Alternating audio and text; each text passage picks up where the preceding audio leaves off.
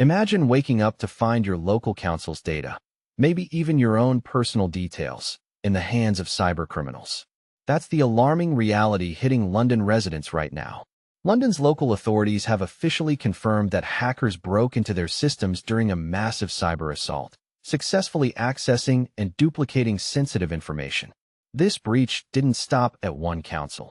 Neighboring areas like Hammersmith and Fulham were also affected because they rely on interconnected IT infrastructure, which cybercriminals exploited. For beginners unfamiliar with cyber threats, think of shared systems as a chain of locked doors where picking one lock opens several rooms, a common vulnerability in government networks. But here's where it gets controversial. Who dropped the ball first?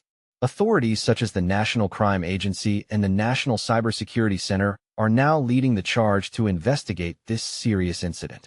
A spokesperson from Kensington and Chelsea Council shared on Friday that forensic analysis revealed evidence of data being copied and extracted from their servers.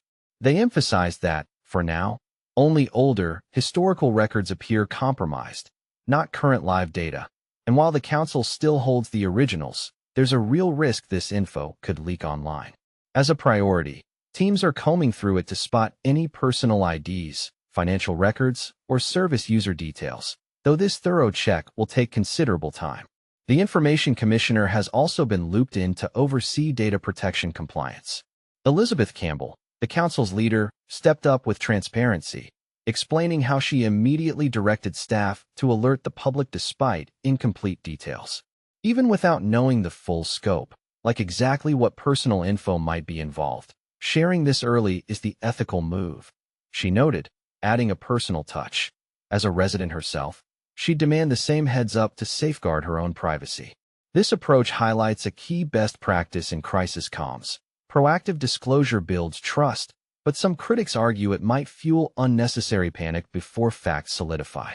And this is the part most people miss. The attack's suspected starting point raises tough questions about shared responsibility. Reports point to Kensington and Chelsea Council as the likely entry point, given its shared tech setup with nearby boroughs. Internal memos reveal the council responded quickly to isolate their network, but it came at a cost. Vital operations like the call center went dark for hours, disrupting services for residents who needed help most.